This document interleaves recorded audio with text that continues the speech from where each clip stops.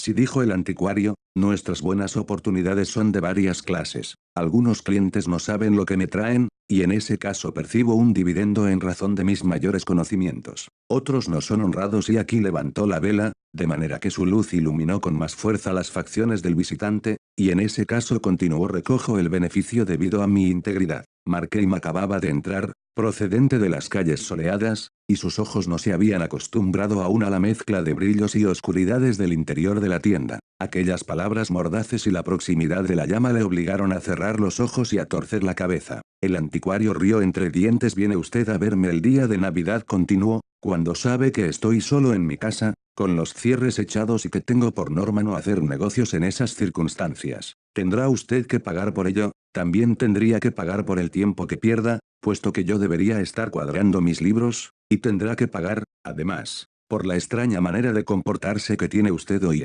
Soy un modelo de discreción y no hago preguntas embarazosas, pero cuando un cliente no es capaz de mirarme a los ojos, tiene que pagar por ello. El anticuario rió una vez más entre dientes, y luego, volviendo a su voz habitual para tratar de negocios, pero todavía con entonación irónica, continuó, ¿puede usted explicar, como de costumbre, de qué manera ha llegado a su poder el objeto en cuestión? Procede también del gabinete de su tío, un coleccionista excepcional, desde luego. Y el anticuario, un hombrecillo pequeño y de hombros caídos, se le quedó mirando, casi de puntillas, por encima de sus lentes de montura dorada, moviendo la cabeza con expresión de total incredulidad. Markheim le devolvió la mirada con otra de infinita compasión en la que no faltaba una sombra de horror. Esta vez dijo: está usted equivocado. No vengo a vender sino a comprar. Ya no dispongo de ningún objeto, del gabinete de mi tío solo queda el revestimiento de las paredes, pero aunque estuviera intacto, mi buena fortuna en la bolsa me empujaría más bien a ampliarlo. El motivo de mi visita es bien sencillo.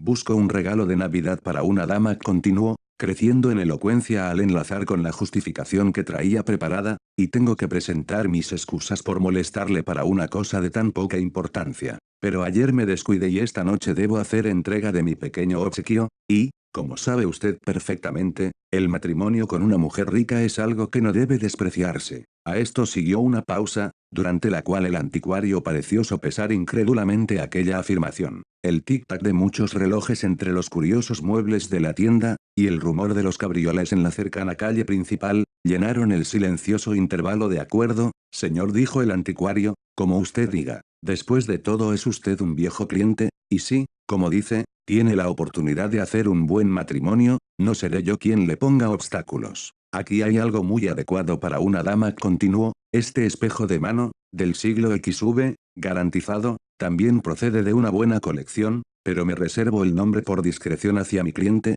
que como usted, mi querido señor, era el sobrino y único heredero de un notable coleccionista. El anticuario, mientras seguía hablando con voz fría y sarcástica, se detuvo para coger un objeto, y, mientras lo hacía, Markheim sufrió un sobresalto, una repentina crispación de muchas pasiones tumultuosas que se abrieron camino hasta su rostro, pero su turbación desapareció tan rápidamente como se había producido, sin dejar otro rastro que un leve temblor en la mano que recibía el espejo. Un espejo, dijo con voz ronca, luego hizo una pausa y repitió la palabra con más claridad. Un espejo, ¿para Navidad? Usted bromea. ¿Y por qué no?, exclamó el anticuario. Porque un espejo no. Markheim lo contemplaba con una expresión indefinible. Y usted me pregunta por qué no, dijo. Basta con que mire aquí, mírese en él, véase usted mismo. ¿Le gusta lo que ve? No, a mí tampoco me gusta, ni a ningún hombre. El hombrecillo se había echado para atrás cuando Markheim le puso el espejo delante de manera tan repentina, pero al descubrir que no había ningún otro motivo de alarma,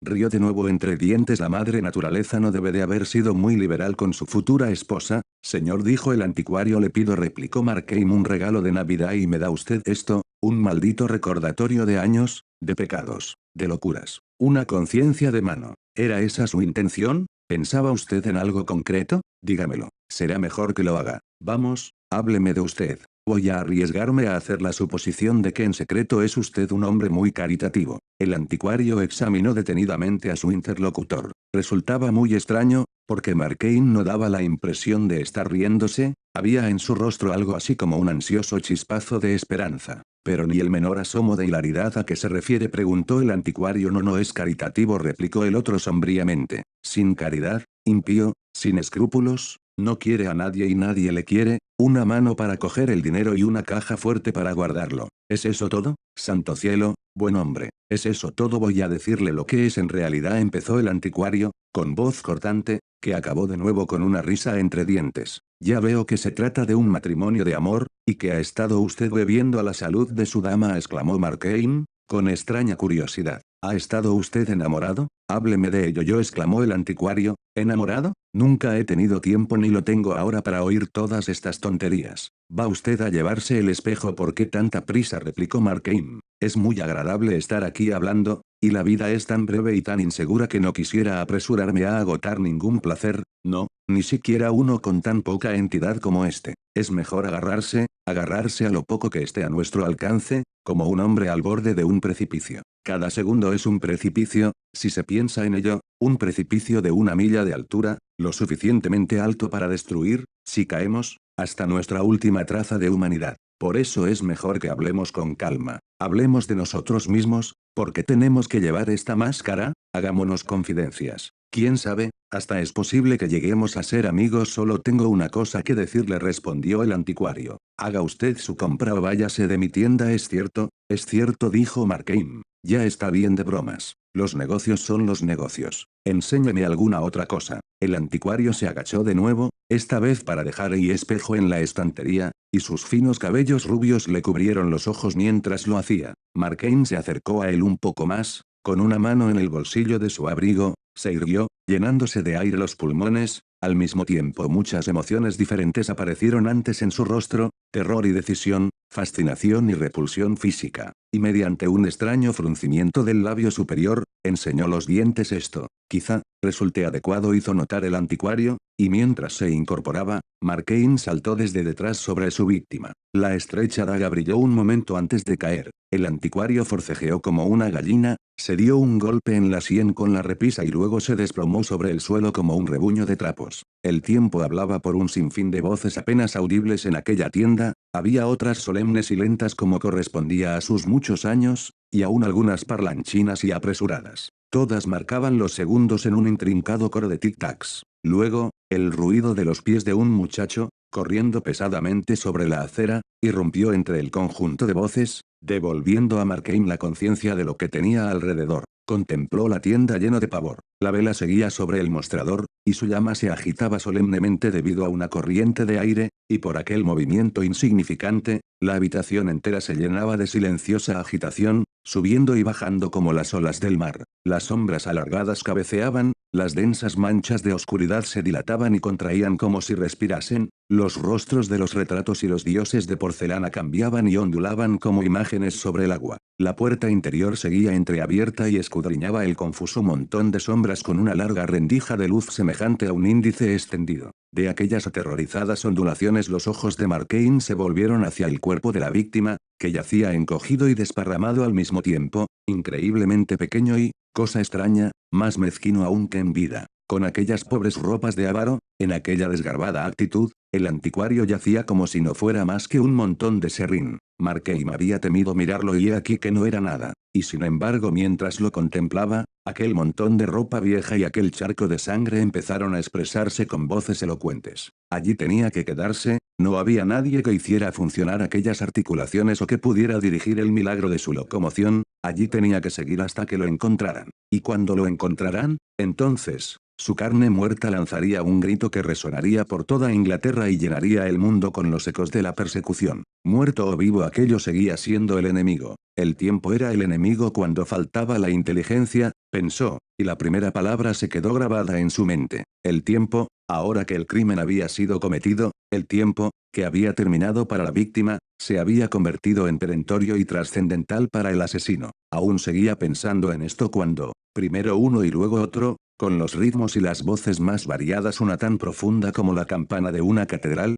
otra esbozando con sus notas agudas el preludio de un vals, los relojes empezaron a dar las 3. El repentino desatarse de tantas lenguas en aquella cámara silenciosa le desconcertó. Empezó a ir de un lado para otro con la vela, acosado por sombras en movimiento, sobresaltado en lo más vivo por reflejos casuales. En muchos lujosos espejos, algunos de estilo inglés, otros de Venecia o Ámsterdam, vio su cara repetida una y otra vez, como si se tratara de un ejército de espías, sus mismos ojos detectaban su presencia, y el sonido de sus propios pasos, aunque anduviera con cuidado, turbaba la calma circundante. Y todavía, mientras continuaba llenándose los bolsillos, su mente le hacía notar con odiosa insistencia los 1000 defectos de su plan. Tendría que haber elegido una hora más tranquila, haber preparado una coartada, no debería haber usado un cuchillo, tendría que haber sido más cuidadoso y atar y amordazar solo al anticuario en lugar de matarlo, o, mejor, ser aún más atrevido y matar también a la criada,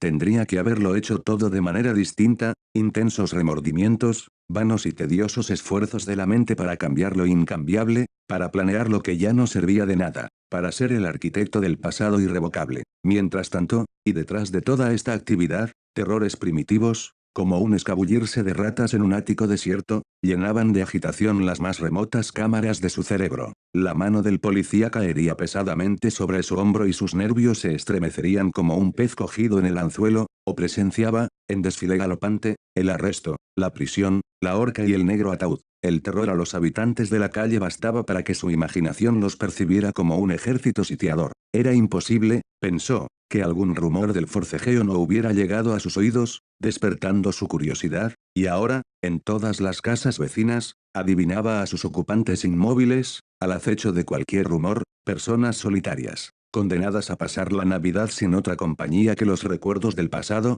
y ahora forzadas a abandonar tan melancólica tarea, alegres grupos de familiares, repentinamente silenciosos alrededor de la mesa, la madre aún con un dedo levantado, personas de distintas categorías, edades y estados de ánimo, pero todos, dentro de su corazón, curioseando y prestando atención y tejiendo la soga que habría de ahorcarle. A veces le parecía que no era capaz de moverse con la suficiente suavidad, el tintineo de las altas copas de Bohemia parecía un redoblar de campanas, y, alarmado por la intensidad de los tic-tac, sentía la tentación de parar todos los relojes. Luego, con una rápida transformación de sus terrores, el mismo silencio de la tienda le parecía una fuente de peligro, algo capaz de sorprender y asustar a los que pasaran por la calle. Y entonces andaba con más energía y se movía entre los objetos de la tienda imitando, jactanciosamente, los movimientos de un hombre ocupado, en el sosiego de su propia casa. Pero estaba tan dividido entre sus diferentes miedos que, mientras una porción de su mente seguía alerta y haciendo planes, otra temblaba al borde de la locura. Una particular alucinación había conseguido tomar fuerte arraigo. El vecino escuchando con rostro lívido junto a la ventana, el viandante detenido en la acera por una horrible conjetura, podían sospechar pero no saber, a través de las paredes de ladrillo y de las ventanas cerradas solo pasaban los sonidos. Pero allí, dentro de la casa, estaba solo. Sabía que sí, había visto salir a la criada en busca de su novio, humildemente engalanada y con un voy a pasar el día fuera escrito en cada lazo y en cada sonrisa. Sí, estaba solo, por supuesto, y, sin embargo, en la casa vacía que se alzaba por encima de él, oía con toda claridad un leve ruido de pasos, era consciente, inexplicablemente consciente de una presencia. Efectivamente, su imaginación era capaz de seguirla por cada habitación y cada rincón de la casa, a veces era una cosa sin rostro que tenía, sin embargo, ojos para ver, otras, una sombra de sí mismo, luego la presencia cambiaba, convirtiéndose en la imagen del anticuario muerto,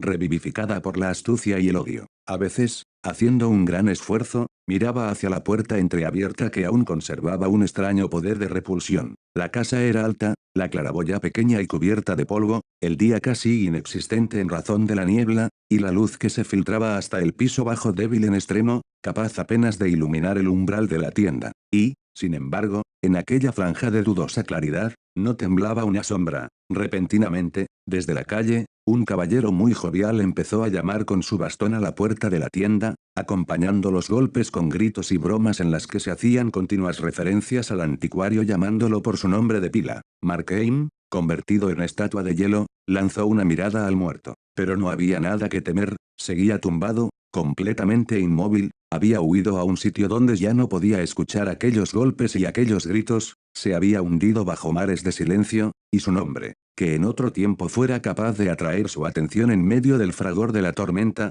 se había convertido en un sonido vacío, y enseguida el jovial caballero renunció a llamar y se alejó calle adelante. Aquello era una clara insinuación de que convenía apresurar lo que faltaba por hacer, que convenía marcharse de aquel barrio acusador, sumergirse en el baño de las multitudes londinenses y alcanzar, al final del día, aquel puerto de salvación y de aparente inocencia que era su cama. Había aparecido un visitante, en cualquier momento podía aparecer otro y ser más obstinado. Haber cometido el crimen y no recoger los frutos sería un fracaso demasiado atroz. La preocupación de Markheim en aquel momento era el dinero, y como medio para llegar hasta él, las llaves. Miró por encima del hombro hacia la puerta entreabierta, donde aún permanecía la sombra temblorosa, y sin conciencia de ninguna repugnancia mental pero con un peso en el estómago, Markheim se acercó al cuerpo de su víctima. Los rasgos humanos característicos habían desaparecido completamente. Era como un traje relleno a medias de serrín, con las extremidades desparramadas y el tronco doblado, y sin embargo conseguía provocar su repulsión. A pesar de su pequeñez y de su falta de lustre,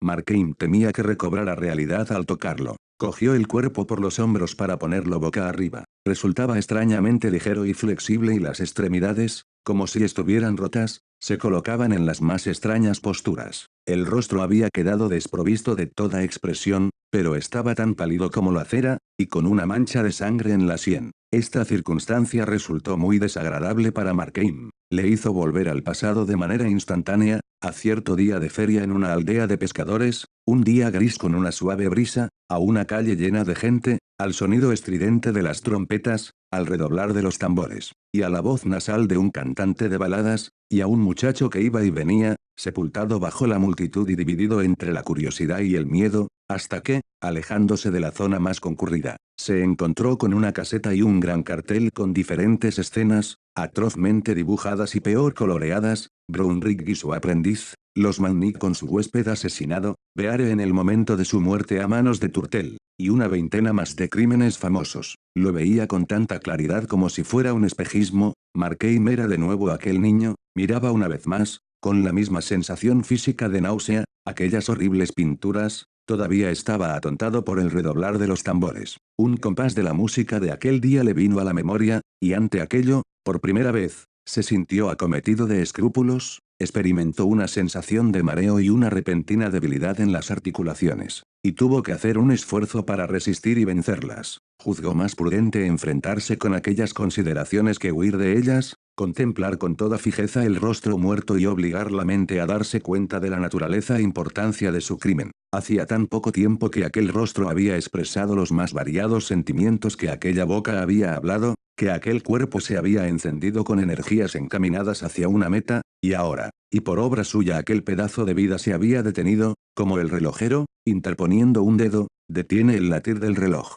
Así razonaba en vano, no conseguía sentir más remordimientos, el mismo corazón que se había encogido ante las pintadas efigies del crimen, contemplaba indiferente su realidad. En el mejor de los casos, sentía un poco de piedad por uno que había poseído en vano todas esas facultades que pueden hacer del mundo un jardín encantado, uno que nunca había vivido y que ahora estaba ya muerto. Pero de contrición, nada, ni el más leve rastro. Con esto, después de apartar de sí aquellas consideraciones, encontró las llaves y se dirigió hacia la puerta entreabierta. En el exterior llovía con fuerza, y el ruido del agua sobre el tejado había roto el silencio. Al igual que una cueva con goteras, las habitaciones de la casa estaban llenas de un eco incesante que llenaba los oídos y se mezclaba con el tic-tac de los relojes. Y, a medida que Markheim se acercaba a la puerta, le pareció oír, en respuesta a su cauteloso caminar, los pasos de otros pies que se retiraban escaleras arriba. La sombra todavía palpitaba en el umbral. Markheim hizo un esfuerzo supremo para dar confianza a sus músculos y abrió la puerta de par en par.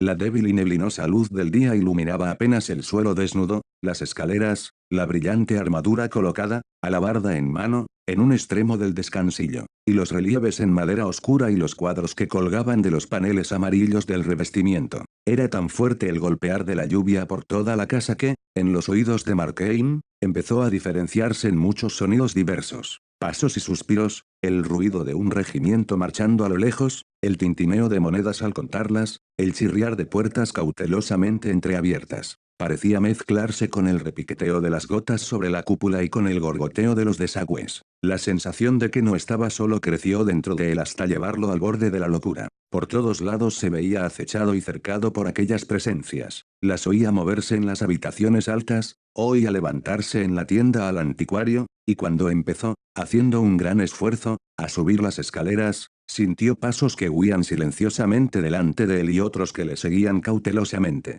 Si estuviera sordo, pensó Markheim, qué fácil le sería conservar la calma, y enseguida, y escuchando con atención siempre renovada, se felicitó a sí mismo por aquel sentido infatigable que mantenía alerta a las avanzadillas y era un fiel centinela encargado de proteger su vida. Markheim giraba la cabeza continuamente, sus ojos, que parecían salírsele de las órbitas, exploraban por todas partes, y en todas partes se veían recompensados a medias con la cola de algún ser innominado que se desvanecía. Los 24 escalones hasta el primer piso fueron otras tantas agonías. En el primer piso las puertas estaban entornadas, 3 puertas como 3 emboscadas, haciéndole estremecerse como si fueran bocas de cañón. Nunca más, pensó, podría sentirse suficientemente protegido contra los observadores ojos de los hombres, anhelaba estar en su casa, rodeado de paredes, hundido entre las ropas de la cama, e invisible a todos menos a Dios. Y ante aquel pensamiento se sorprendió un poco, recordando historias de otros criminales y del miedo que,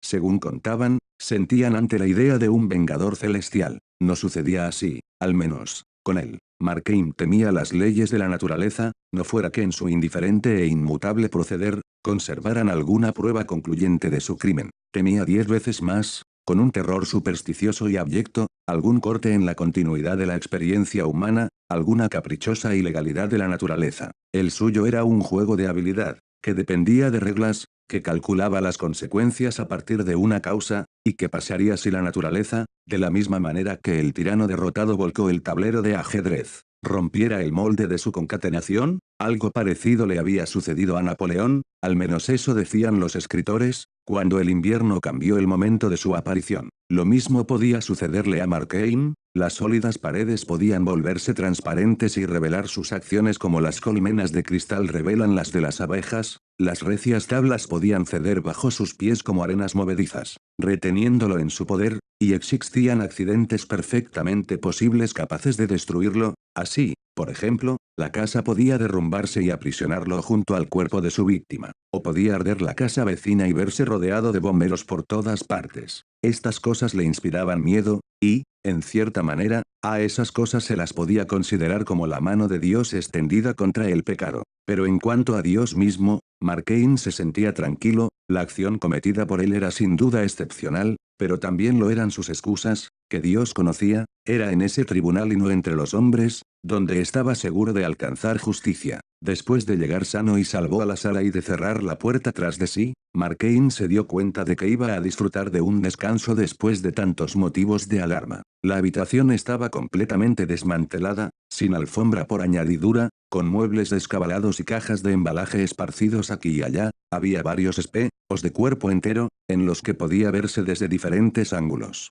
Como un actor sobre un escenario, muchos cuadros, enmarcados o sin enmarcar, de espaldas contra la pared, un elegante aparador Sheraton, un armario de marquetería, y una gran cama antigua, con dosel. Las ventanas se abrían hasta el suelo, pero afortunadamente la parte inferior de los postigos estaba cerrada, y esto le ocultaba de los vecinos. Markheim procedió entonces a colocar una de las cajas de embalaje delante del armario y empezó a buscar entre las llaves. Era una tarea larga, porque había muchas, y molesta por añadidura, después de todo, podía no haber nada en el armario y el tiempo pasaba volando. Pero el ocuparse de una tarea tan concreta sirvió para que se serenara. Con el rabillo del ojo veía la puerta, de cuando en cuando miraba hacia ella directamente, de la misma manera que al comandante de una plaza sitiada le gusta comprobar por sí mismo el buen estado de sus defensas. Pero en realidad estaba tranquilo. El ruido de la lluvia que caía en la calle resultaba perfectamente normal y agradable enseguida. Al otro lado, alguien empezó a arrancar notas de un piano hasta formar la música de un himno,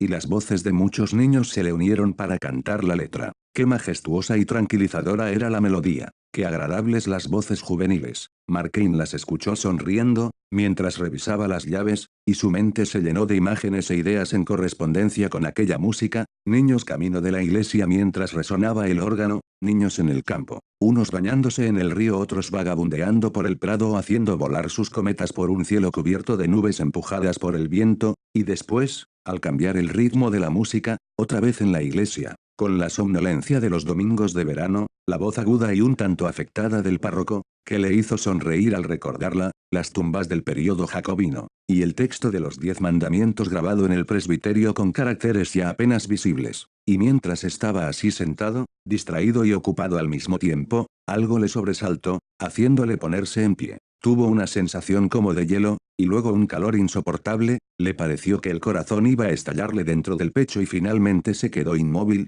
temblando de horror. Alguien subía la escalera con pasos lentos pero firmes, enseguida una mano se posó sobre el picaporte, la cerradura emitió un suave chasquido y la puerta se abrió. El miedo tenía a Markheim atenazado. No sabía qué esperar, si al muerto redivivo, a los enviados oficiales de la justicia humana, o a algún testigo casual que, sin saberlo, estaba a punto de entregarlo a la horca. Pero cuando el rostro que apareció en la abertura recorrió la habitación con la vista, lo miró, hizo una inclinación de cabeza, sonrió como si reconociera en él a un amigo, retrocedió de nuevo y cerró la puerta tras de sí. Markheim fue incapaz de controlar su miedo y dejó escapar un grito ahogado. Al oírlo, el visitante volvió a entrar. ¿Me llamaba?, preguntó con gesto cordial, y con esto, introdujo todo el cuerpo en la habitación y cerró de nuevo la puerta. Markheim lo contempló con la mayor atención imaginable. Quizá su vista tropezaba con algún obstáculo, porque la silueta del recién llegado parecía modificarse y ondular como la de los ídolos de la tienda bajo la luz vacilante de la vela.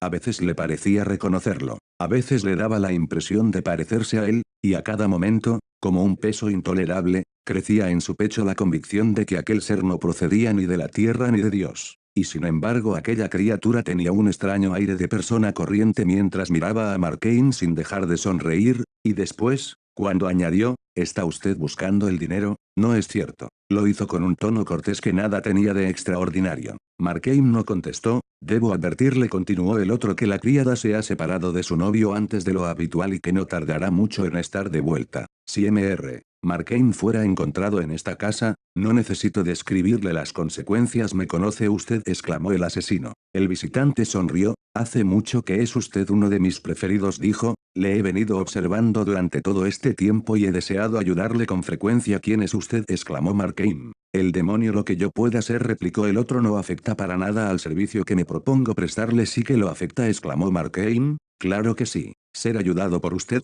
No, nunca, no por usted. Todavía no me conoce, gracias a Dios, todavía no le conozco, replicó el visitante, con tono severo o más bien firme. Conozco hasta sus más íntimos pensamientos. ¿Me conoce?, exclamó Markheim. ¿Quién puede conocerme? Mi vida no es más que una parodia y una calumnia contra mí mismo. He vivido para contradecir mi naturaleza. Todos los hombres lo hacen, todos son mejores que este disfraz que va creciendo y acaba asfixiándolos. La vida se los lleva a todos a rastras, como si un grupo de malhechores se hubiera apoderado de ellos y acallara sus gritos a la fuerza. Si no hubieran perdido el control, si se les pudiera ver la cara, serían completamente diferentes, resplandecerían como héroes y como santos. Yo soy peor que la mayoría, mi ser auténtico está más oculto, mis razones solo las conocemos Dios y yo. Pero, si tuviera tiempo, ¿podría mostrarme tal como soy ante mí?, preguntó el visitante. Sobre todo ante usted, replicó el asesino. Le suponía inteligente. Pensaba, puesto que existe, que resultaría capaz de leer los corazones. Y, sin embargo,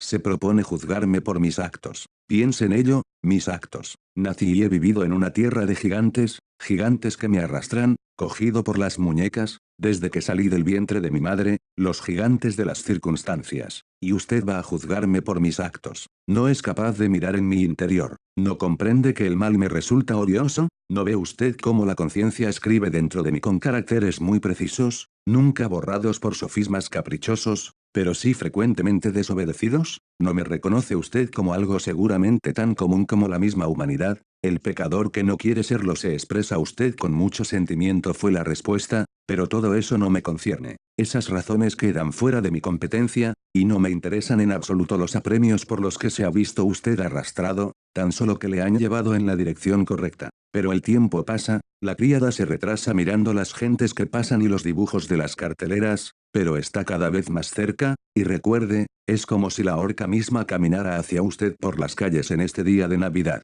¿No debería ayudarle, yo que lo sé todo? ¿No debería decirle dónde está el dinero? ¿A qué precio?, preguntó Markheim. Le ofrezco este servicio como regalo de Navidad, contestó el otro. Markheim no pudo evitar la triste sonrisa de quien alcanza una amarga victoria. No dijo, no quiero nada que venga de sus manos. Si estuviera muriéndome de sed, y fuera su mano quien acercara una jarra a mis labios, tendría el valor de rechazarla. Puede que sea excesivamente crédulo, pero no haré nada que me ligue voluntariamente al mal. No tengo nada en contra de un arrepentimiento en el lecho de muerte, hizo notar el visitante. ¿Por qué no cree usted en su eficacia?, exclamó Markheim. No diría yo eso, respondió el otro. en realidad miro estas cosas desde otra perspectiva, y cuando la vida llega a su fin, mi interés decae. El hombre en cuestión ha vivido sirviéndome, extendiendo el odio disfrazado de religión, o sembrando cizaña en los trigales, como hace usted, a lo largo de una vida caracterizada por la debilidad frente a los deseos. Cuando el fin se acerca, solo puede hacerme un servicio más,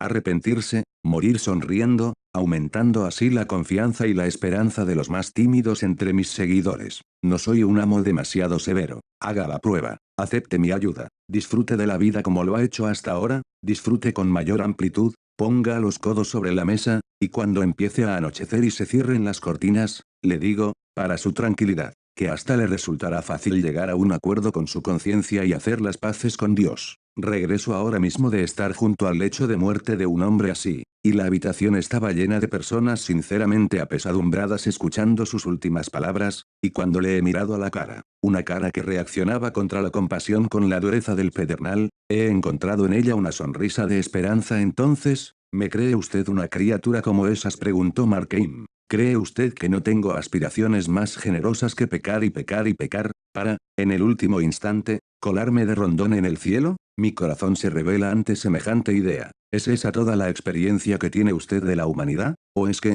como me sorprende usted con las manos en la masa, se imagina tanta bajeza? ¿O es que el asesinato es un crimen tan impío que seca por completo la fuente misma del bien? El asesinato no constituye para mí una categoría especial, replicó el otro. Todos los pecados son asesinatos, igual que toda vida es guerra. Veo a su raza como un grupo de marineros hambrientos sobre una balsa, arrebatando las últimas migajas de las manos más necesitadas y alimentándose cada uno de las vidas de los demás. Sigo los pecados más allá del momento de su realización, descubro en todos que la última consecuencia es la muerte, y desde mi punto de vista, la hermosa doncella que con tan encantadores modales contraría a su madre con motivo de un baile, no está menos cubierta de sangre humana que un asesino como usted. ¿He dicho que sigo los pecados? También me interesan las virtudes, apenas se diferencian de ellos en el espesor de un cabello, unos y otras son las guadañas que utiliza el ángel de la muerte para recoger su cosecha. El mal, para el cual yo vivo, no consiste en la acción sino en el carácter. El hombre malvado me es caro,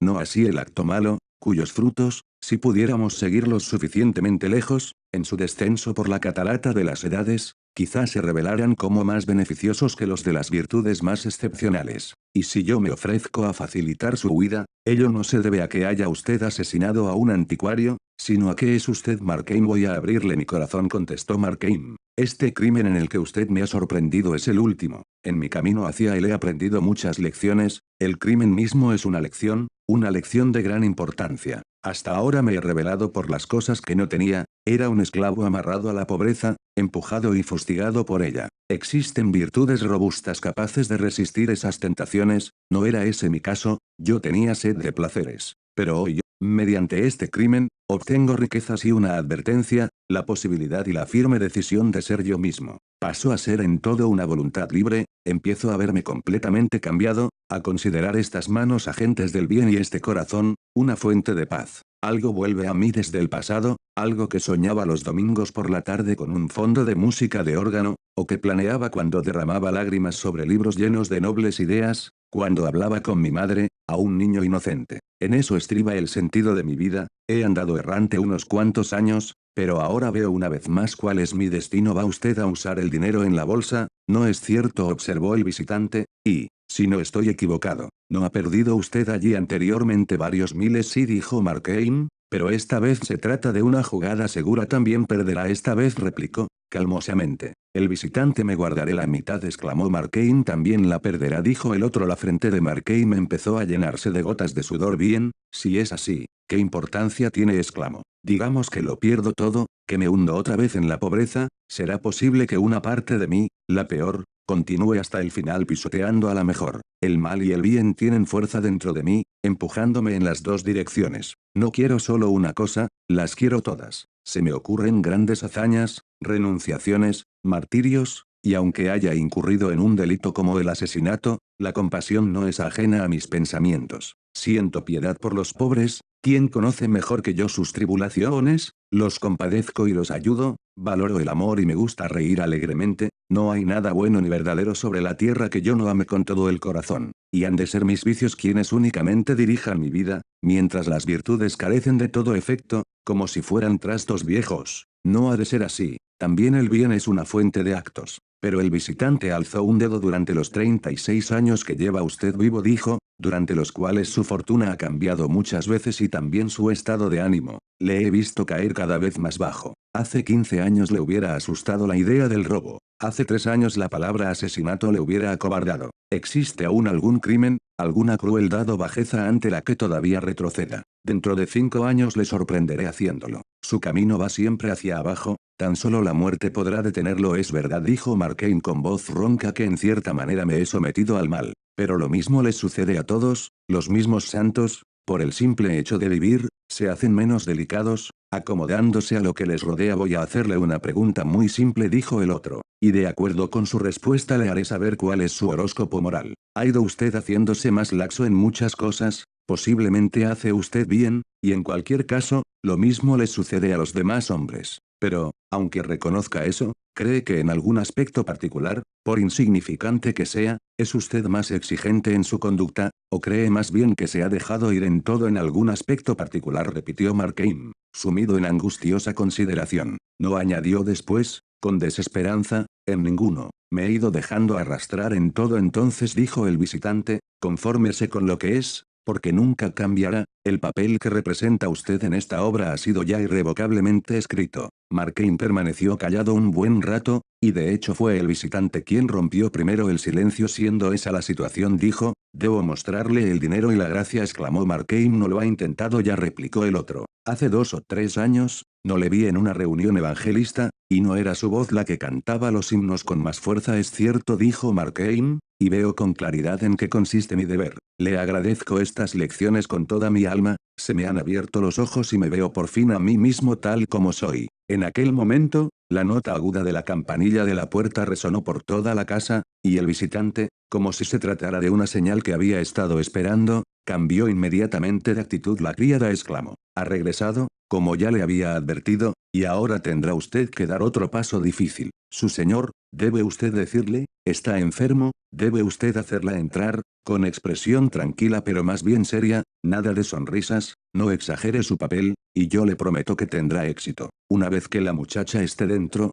con la puerta cerrada, la misma destreza que le ha permitido librarse del anticuario, le servirá para eliminar este último obstáculo en su camino. A partir de ese momento tendrá usted toda la tarde, la noche entera, si fuera necesario, para apoderarse de los tesoros de la casa y ponerse después a salvo. Se trata de algo que le beneficia aunque se presente con la máscara del peligro. Levántese, exclamó, levántese, amigo mío, su vida está oscilando en la balanza, levántese y actúe. Marquein miró fijamente a su consejero. Si estoy condenado a hacer el mal, dijo, todavía tengo una salida hacia la libertad, puedo dejar de obrar. Si mi vida es una cosa nociva, puedo sacrificarla. Aunque me halle, como usted bien dice, a merced de la más pequeña tentación, todavía puedo, con un gesto decidido, ponerme fuera del alcance de todas. Mi amor al bien está condenado a la esterilidad. Quizás sea así, de acuerdo. Pero todavía me queda el odio al mal, y de él, para decepción suya, verá cómo soy capaz de sacar energía y valor. Los rasgos del visitante empezaron a sufrir una extraordinaria transformación, todo su rostro se iluminó y dulcificó con una suave expresión de triunfo, y, al mismo tiempo, sus facciones fueron palideciendo y desvaneciéndose. Pero Marquein no se detuvo a contemplar o a entender aquella transformación. Abrió la puerta y bajó las escaleras muy despacio, recapacitando consigo mismo. Su pasado fue desfilando ante él, lo fue viendo tal como era, desagradable y penoso como un mal sueño, tan desprovisto de sentido como un homicidio accidental, el escenario de una derrota. La vida, tal como estaba volviendo a verla, no le tentaba ya, pero en la orilla más lejana era capaz de distinguir un refugio tranquilo para su embarcación. Se detuvo en el pasillo y miró dentro de la tienda, donde la vela ardía aún junto al cadáver. Todo se había quedado extrañamente silencioso. Allí parado, empezó a pensar en el anticuario, y una vez más la campanilla de la puerta estalló en impaciente clamor. Marquein se enfrentó a la criada en el umbral de la puerta con algo que casi parecía una sonrisa. Será mejor que avise a la policía, dijo, he matado a su señor.